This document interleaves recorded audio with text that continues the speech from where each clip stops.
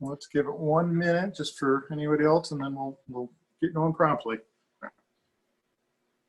Good morning for everybody that's joined us on the call today. We really appreciate you being with us. I think you're going to find this very informative. I'm Tony Stamas, President and CEO of the Midland Business Alliance, and we're going to keep doing these regularly, trying to get you the information you and your businesses and employees need as we all continue to navigate through this COVID-19 world. So hopefully you're looking, you're getting our emails. If not, let us know. Doing those a couple times a week with lots of updates and information, including information on the program we're going to talk about today. So Facebook, very active, lots of information, including our great gift card giveaway, 40 days, supporting $100 gift cards for local businesses. So please join us for that. And as well, we've got a great toolkit that just came out last week. We're going to keep updating it. Dow just added a wonderful back to work plan that we've included in that. So check out our toolkit, mbami.org. We're going to keep updating that, and just let us know if there's ways that we can be of help to you. So again, I think this is going to be very informative. We're thrilled to have Todd Cook with us, and I'm going to turn it over to our Vice President of Advocacy, Diane Middleton, and she's going to kind of guide us through this. So thanks again for being with us today. Okay. Well, good morning, everyone. And yes, we are very excited to have a good crowd with us here this morning. So the state has a new option available for employers. It's called the Work Share Program, and we recognize this right away as a great new tool that you may be able to take advantage of during this crisis. And of course, we want to provide access to as many tools as possible for our employers. So here to walk us through that program this morning is Mr. Todd Cook, and I'd like to introduce him properly. Todd Cook joined the Michigan Department of Labor and Economic Opportunity, also known as LEO, in November of 2019. And at LEO, he is responsible for overseeing the legislative team and agenda. His governmental experience includes time with the U.S. House of Representatives in both chambers of the Michigan legislature as well. Most recently, he served as the Chief of Staff for Michigan House Minority Leader Tim Grimal. His nonprofit experience includes a combination of time with the National Labor Union, the Service Employees International Union, and he also served with the Greater Lansing Chamber of Commerce. So that gives him a great background in a business perspective as well. Todd has a Bachelor of Arts degree, which he earned from Oakland University. So with all of that, I'm very pleased to hand the program over to Mr. Todd Cook. Sure. No, I very much appreciate that very kind introduction, Diane, and thanks to Tony as well for inviting me to be a part of this. We really appreciate the opportunity to get out and talk about some of these programs that we're hoping that businesses are able to use and take advantage of as we go through this COVID outbreak and the reopening of different sectors. I'd also be remiss speaking to so many folks from the Midland area if I didn't thank Senator Stamas for some work that he's done specifically this week on appropriations to provide the UIA agency with support that we need as we're going through an unprecedented time in terms of claims. So if anyone should see him back home, say thank you. We appreciate all that. And again, thanks to the Business Alliance and to Tony and Diane specifically. This is really fantastic. I am going to go ahead and share my screen here and go through a presentation to go over the overview of the plan, and then obviously be open to any questions. We want this to be as user-friendly for folks as possible, and we want this to be something, especially moving forward, that medium and smaller businesses really understand about and take advantage of. The program has been around for a few years, but it's mostly been used by larger industrial sector employers.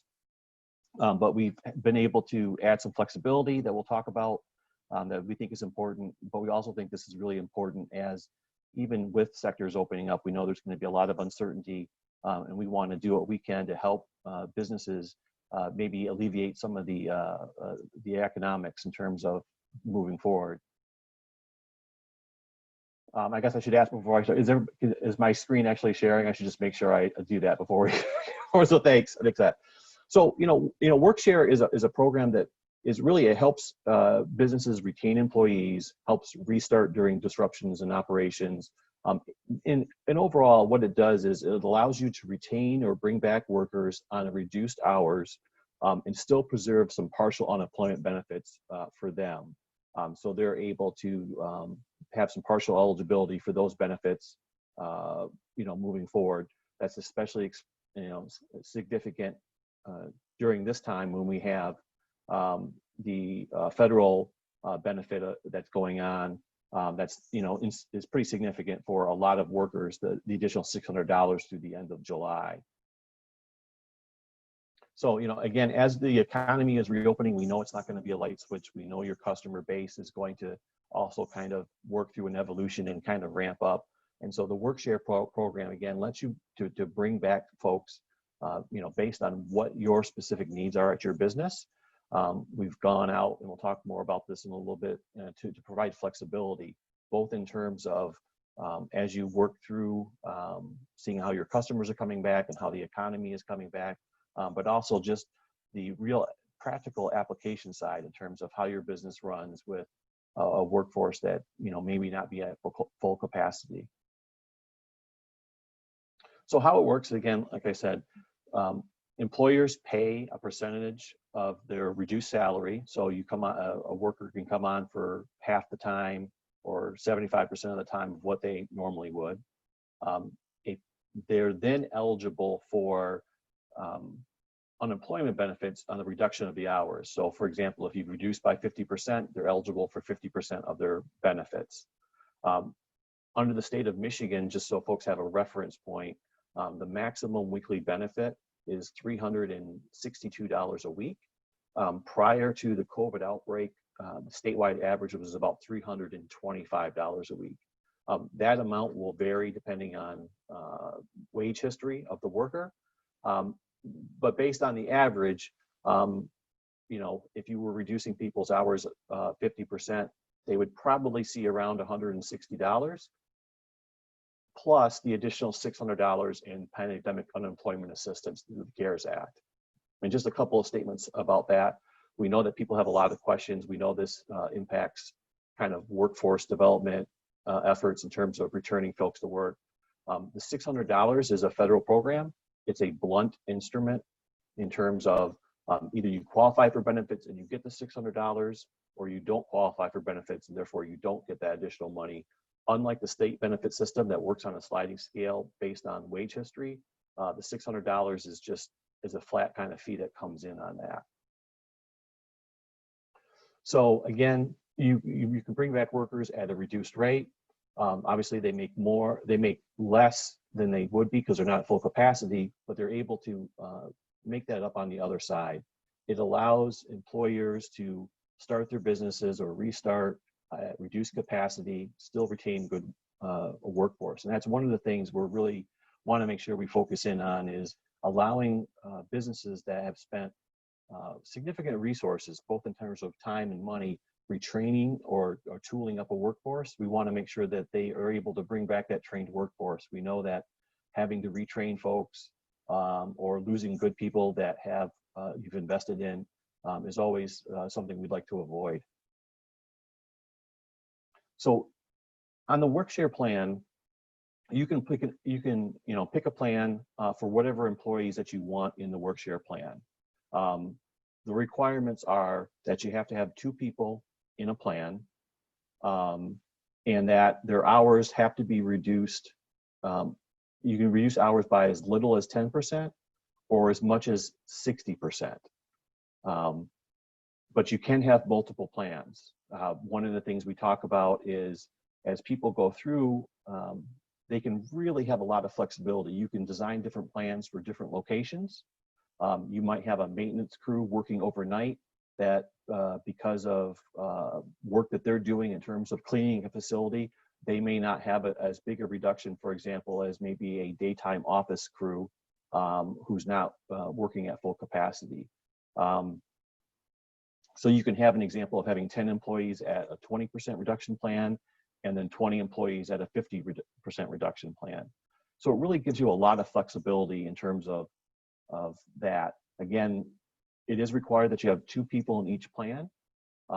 You can have multiple plans within a business. You can have multiple kind of setups at one location, depending on what fits your needs on that. And so those are some of the flexibility that we've been able to provide to folks in terms of the plan. And we think that's really important, especially for medium and smaller size businesses who, really are, maybe having the most complex efforts in terms of trying to figure out what their customer base is really going to look like moving forward, and want to have as much flexibility on that as well. So the plan can, once you're approved, and that's a pretty quick process. Again, we look for, you have to reduce hours by 10%. You have to, you can't reduce hours by more than 60%. And you have to have 2 workers in. And so when we say a work plan can be approved for 52 weeks, really what that is you're eligible for work share for 52 weeks. You can create new plans moving forward. And I think that's really important for a couple of different reasons. Number one, the uncertainty that we all sense in terms of the economy, and things can change. And so hopefully things will change for the better, and you're able to maybe reduce the number of hours that you've had to reduce moving forward. But also in terms of, as of today, certainly there's conversation at the federal level in terms of possible extensions of, additional federal help or benefits with unemployment, but that's not a certainty. And so we've been mindful to talk to people is you can create a plan, you can move forward. You really should be looking at the end of July for something to, if you don't reevaluate your plan before then, sometime in the middle of July, you should really start looking at that. If the federal benefit doesn't change, it's going to end at the end of July. That will impact your workforce. And so you may want to be just mindful of that moving forward. But again, once you create a plan, you're eligible for 52 weeks. You can create a new plan. And so as things change, you're able to do that. And you can end a plan at any time without penalty. So you may say that you want to start this work plan for 12 weeks, and after 8 weeks determine, you know what, I'm going to be at full capacity and I don't need work share anymore. You can end that. That's not a problem ending soon. It's not a problem if you need to extend it as well. But again, I think just from a practical matter, people should be mindful of that July end date for the additional federal benefit. In terms of who's eligible, this is some of the added flexibility we've been able to provide folks under some executive orders of the governor. Part-time employees are eligible. However, in the CARES Act, there's a specific prohibition to seasonal, temporary, or intermittent employees. And so just want to make people aware of that. The other part that's important is your employees must be eligible to receive state unemployment benefits. And so that should cover the vast majority of folks. There may be 1 or 2 people that for some reason they're not eligible for unemployment benefits. But for the most part, everyone will be covered in some way, shape, or form by state unemployment benefits. If there's a union at your facility, it has to get sign off from the bargaining unit representative. We see that frequently in terms of a lot of our manufacturing centers. So a lot of those representatives are pretty aware of that and understand that and appreciate just the chance to kind of to bring people back. And then the last thing is if you have people participating in WorkShare, that whatever fringe benefits you provide people in terms of healthcare or other types of benefits for those employees, that those aren't modified. That's just their salary that gets reduced.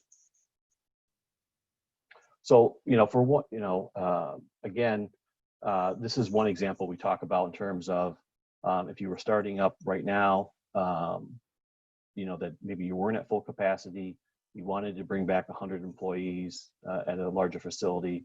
but you really could only be at 70% capacity. And people have said, well, why don't I just bring back 70% of the folks at 100% and just lay off the other 30?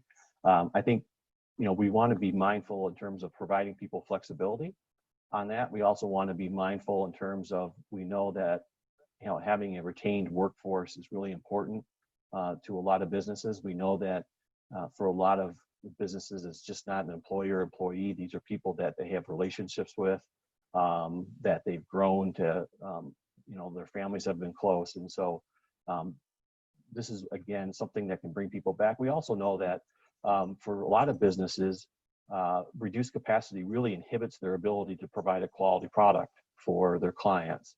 And so again, we want this to be something that all kinds of different industries can use, whether it's manufacturing or retail or different things like that. We think this is important. So under, what we talked about, and we just took this example of if an employee was earning $1,000 a week under the work share plan and a reduction in 30%, they would get $700 in their regular salary, plus 300 or plus 30% of their state unemployment benefits, plus the under $600 through the end of July. That works out to about $1,400. Obviously, that's a significant increase to the employee in terms of compensation as a whole, but again, still allows the employer to work within where they are economically by only paying 70% of their wages. The rest is put up by the work share program. And so that's something that we think is important. It's also more than you would get under normal full unemployment, obviously, because you're able to bring in the extra income through work.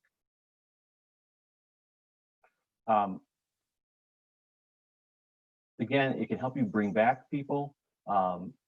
It can help you kind of prepare for an economic time that may be uncertain.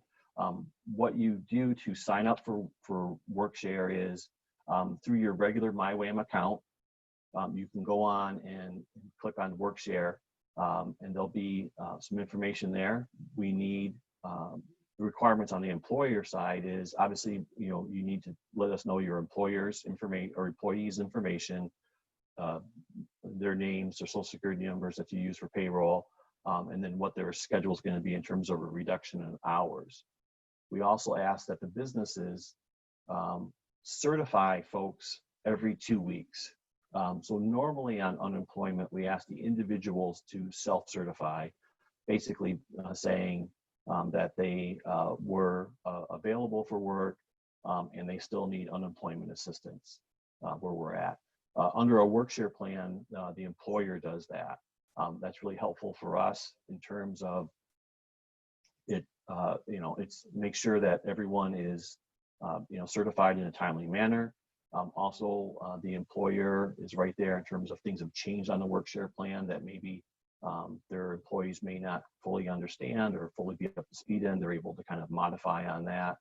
And it just kind of makes the process work a little bit smoother. So the certification also is a little bit different from employees in terms of you certify your workforce depending on what your pay period is. And so if you're on a, you pay by the week or every 2 weeks or twice a month, whatever your normal pay period is, how you would certify your employees. Again, just some flexibility that we've added in terms of eligibility. We've waived the requirement that you had to have wages for 12 prior quarters to allow newer businesses to take advantage of WorkShare. We've waived the requirement if you're behind in your own insurance tax, you're able to still apply and be valid for WorkShare. We've also made sure that in terms of designing the program, we've given you as much flexibility as possible. Again, we've expanded kind of the range in terms of reduction in hours to as little as 10%, but as much as 60%. We've waived also the requirement that employees must have been employed for at least a quarter to be eligible for WorkShare. we've waived that requirement. That kind of matches up with what we've done on the employee side in terms of separation of work issues. And then we've also waived the requirement that you have to have a positive balance with UIA. Again, we wanted to make sure that we were providing flexibility both in terms of eligibility to take advantage of WorkShare, but also in terms of designing your plan moving forward. Another thing I want to just note for people, obviously a lot of entities have had a chance to take advantage of the Paycheck Protection Program. And while being a participant in that program doesn't impact your eligibility for WorkShare, we want people to be very mindful that they fulfill the forgiveness requirements of their Paycheck Protection Program when they're designing their WorkShare plan.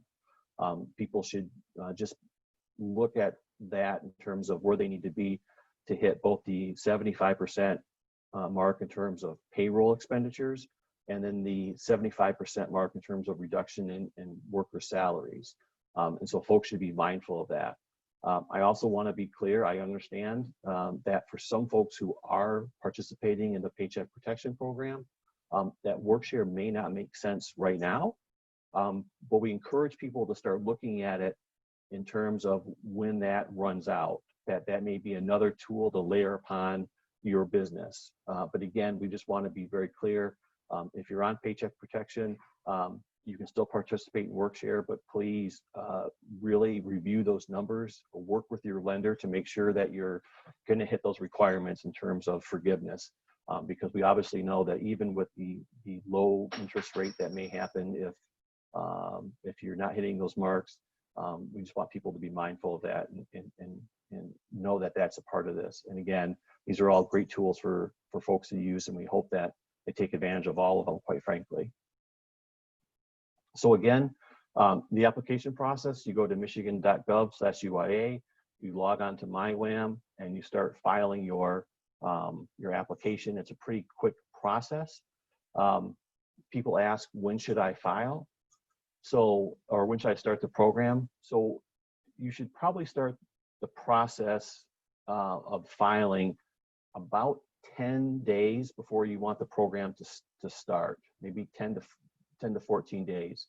What happens is on the system, once you're approved, your plan can start the following Sunday. It's a Sunday to Saturday program in terms of how the system runs on our end. And so if you're looking to start, if you got approved today, the actual WorkShare plan would start on Sunday. So we ask people to kind of back that up probably about 10 to 12 days from when you want to start. In terms of when you need to give us notice on that, in terms of ending it, obviously we can turn things off fairly quickly on that. Usually we tell people about a week. And this is also an important thing. We talked about how you can submit new plans or change plans based on your needs as you move forward. There is a requirement that you're on a WorkShare plan for at least a week before you change. So we're able to be somewhat nimble, but we really are kind of locked into week by week, and that has to go along with how we pay out benefits and where we are in terms of that. So I think that's also important for folks to know. So again, michigan.gov/WorkShare. There's a video up there now. We're also adding additional materials as we speak. They may be up there as early as this afternoon. I know that our communications team is working on a video, both in terms of applying and as well as how to be thoughtful in terms of how you design your plan. Also, this is run through the Office of the Employer Ombudsman. So it's kind of separate out of the employee claimant side on UIA. There's contact information there on the screen in terms of questions you may have. We've gone through and cross-trained the entire team at the Ombudsman's office. We're hoping that a lot of folks take advantage of WorkShare as different industries and different sectors come on board. We want to be as helpful as we can. And like I said, for several reasons. Number one, to provide businesses a little bit of flexibility in uncertain times, to help employees in terms of some financial things that are going on. And third, quite frankly, under the current CARES Act, WorkShare participants are covered by federal dollars.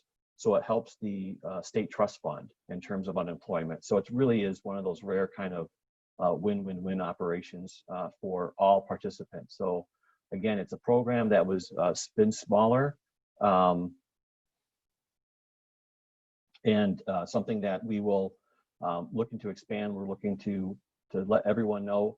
Again, a lot of smaller and medium-sized businesses, we really think this is going to be a tool that's going to be very effective for them, but also the larger businesses that you know, may have more experience with this kind of thing. So that was kind of a very quick run through on this. I know it was fast and a lot of information, so I'll be more than happy to answer any questions that folks may have in terms of the program, in terms of either design plan or eligibility or other things like that. Great, thank you so much. That was an outstanding overview of that program. I'd like to let our attendees know we've got almost about 18 minutes left for Q&A.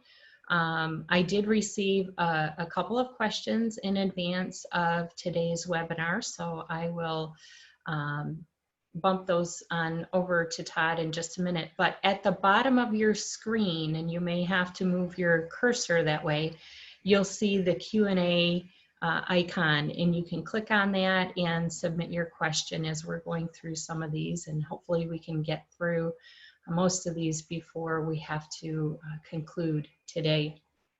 And I'd also like to let our attendees know that the slides that Mr. Cook shared and some supplemental information will be sent directly to you as well. So it's a lot of information, it's a lot to process, so we want to give folks a chance to do that once again. But I do have some questions for you, so let's zip through these. So first off, you mentioned how employers go through the process of applying for WorkShare and getting their business all set up with that. But do employees need to do anything at all? Or does the employer take care of it and it's all seamless? So yeah, that's a great question. You know, the employer does, he files a plan and does the certification. Individuals still should create their own account, their own MyWAM account, just for tracking purposes in terms of the benefits that are coming in and seeing that. You know, I should also say that the other option for folks that they may want to do on their own is obviously your employer will have your payroll information. We highly encourage people to do direct deposit, but we do know there are some people who are out there who aren't able to take advantage of that or don't take advantage of that. And so there is a debit card system that works for all of UI. And so that would be something else for people, you know, in certain circumstances, if they're not on a direct deposit system with their employer, would have to go in and set that up so they're able to get those benefits on a debit card. Okay, thank you very much. The next question. So normally when an employee files for unemployment, that reflects back on the previous employer. So in this case, when an employer uses WorkShare, are their unemployment costs going to increase in the future? How does that impact the employer in the future? Sure, that's a great question. So under the governor's executive order, you know, the layoffs aren't going to be impacted in terms of experience ratings for UI. Just want to be clear on this. Some people have had some confusion. This is not to say that you won't have to pay any UI tax, but your tax rate won't go up based on that experience. And so that's similar to WorkShare again. And so we think that's another reason why we think it's really important. It's not costing you any extra to bring these people back, and we think that's really important. Okay, thank you. We do have a question that's been submitted, so we'll go through this one. And folks, right now we only have one question, so if you have a question, there's certainly, we'll have enough time to cover those, so feel welcome to submit your question. So if the virus flares back up later in the year, then a company could start this program up and pay part of the salary and have the work share pay the remainder? So yeah, so I should probably slow that down a little bit in terms of I moved pretty quickly earlier about that.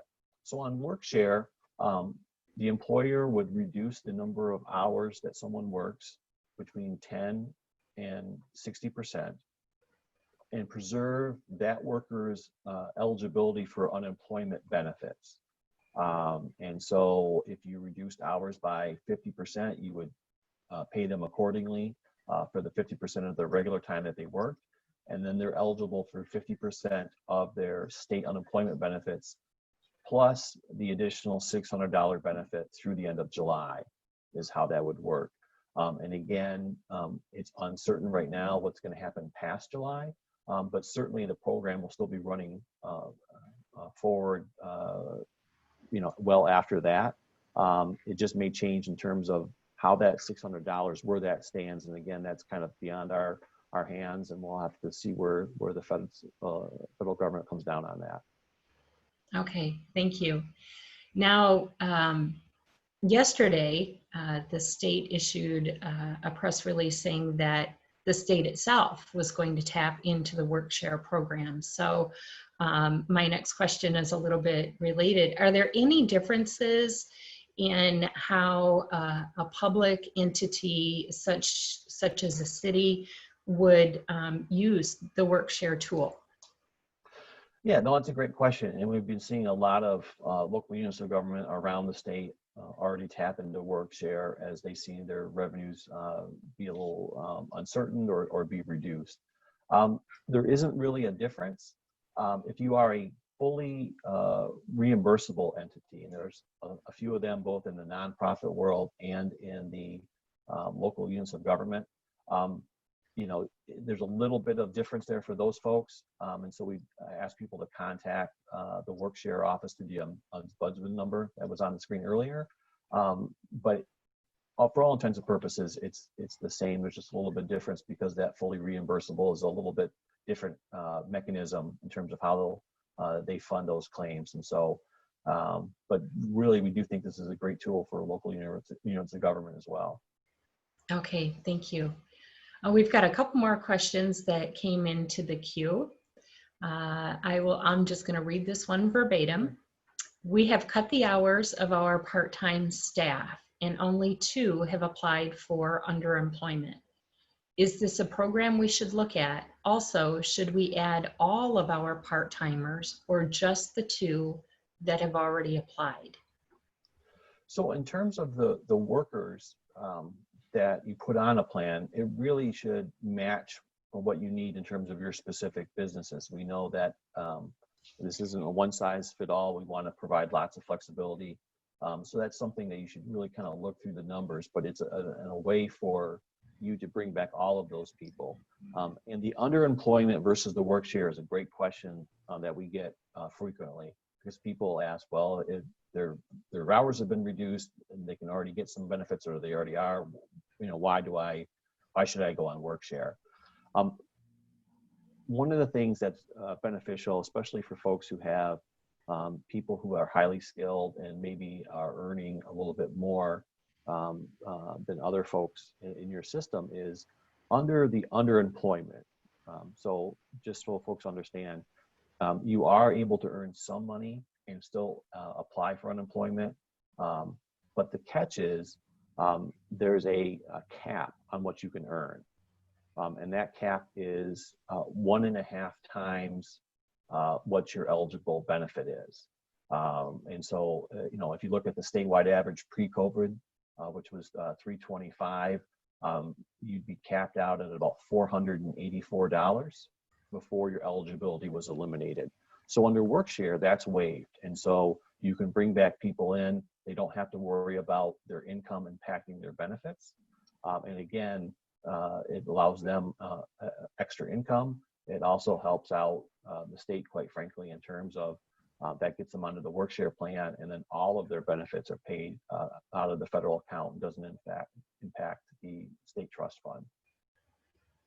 Great, thank you. A couple more questions we've got coming in here. The federal unemployment amount of $600 ends as of July. What do you think? Is there an extension likely on that? Do you have any insight on that? Well, there certainly is discussion going on right now. We know that there's another relief package that is beginning its way through the system in DC. It's really hard for me to predict. I wish I could give you an answer today. I know it's a topic of discussion. We're going to have to monitor that and see moving forward. We know that they have committed to funding the extra $600 through the end of July. But in terms of what happens past that, I don't know. I think we'll probably be a few more weeks before we really have a clear understanding of what's going to happen on that. Okay. Here's one for a specific sector for you. If a religious organization does not participate in the state unemployment program, does that mean that those employees will not qualify for unemployment or the work share program? Yeah, so I think this really ties into the eligibility. If your workforce is not eligible for unemployment, then you're not able to take advantage of the work share plan, unfortunately. That's one of the things, because it's federally funded, that's a requirement we can't waive. So if your workforce isn't eligible for standard unemployment, then you're not eligible to take advantage of work share. Okay, thank you for that clarification. You mentioned how this program would dovetail with the Paycheck Protection Program and how to navigate those together and just be careful that they fit together. Can you talk at all about the employee retention credit component of the CARES Act and how WorkShare would fit with that? That is a great question.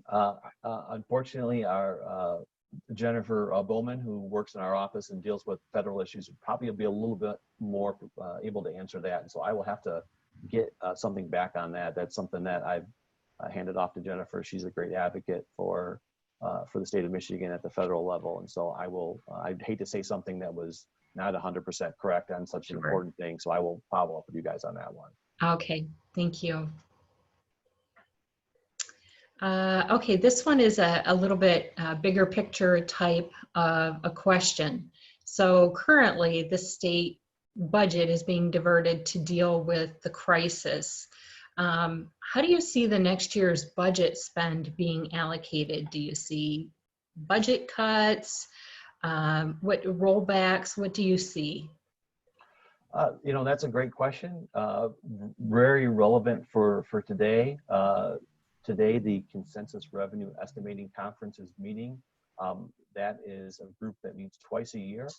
Representatives from the House Fiscal Agency, the Senate Fiscal Agency, and the Treasury Department come together and build a consensus on revenue estimates. We'll know later today exactly what those numbers are at. We know there's going to be a pretty significant impact, depending on the agency. It's between just over $1 billion to $1.5 billion in terms of the general fund budget, and similar, about $1 billion to maybe just over $1 billion on the school aid fund. And so that conference will happen later on today. I don't think there's any doubt. Obviously, there's going to have to be a need for cuts, just based on where we're at. There's also probably going to be an additional conference later in the summer. At least there's been talk about that. Traditionally, it's twice a year process, but because of all the uncertainty that's going on right now in terms of what the economy looks like and what consumer confidence is going to be, even if you open up industries, are people going to go out right away and start spending? We'll have to see on that. So I think there's going to be probably significant cuts. I know that Senator Stamas is already looking ahead of that and trying to figure out what makes sense in terms of numbers on the page and where they have to balance. We'll also have to look and see what kind of impact the additional federal package that they're looking at right now in DC has on there. But I don't see any scenario where there's not significant cuts. Yeah, unfortunately, we're going to hear more about that in the next few weeks. Todd, we are grateful for the information and all the clarification that you've provided today. I want to let you know you've made a huge positive difference in our business's ability to reopen. So we appreciate that very much. And I'm going to bounce it back to Tony. Great. Thanks, Diane. And yeah, I just want to join Todd. Thank you. I think this was invaluable information. I know that we had a lot of employees that were represented, their teams that were listening in on the call. And we'll get this out to other folks, like Diane said. We'll get the material out. We'll have it on our webpage. And I think this is really a critical tool. So just appreciate you joining us today, Todd. I really appreciate the opportunity, and thanks so much for all the partnership that we've been able to do with the Business Alliance, and especially through your leadership. Tony, we appreciate that. And Diane, your advocacy efforts are invaluable. And so thank you so much for the opportunity. Great. Well, thank you, Todd. And thank you all for joining us. We're going to be doing more of these. And so if you have specific issue areas, ideas, or thoughts, please share them with us. And again, please use our website, mdami.org. We're going to keep the information there, our toolkit there, and hope you have a great day. Thanks so much. Thank you, everyone.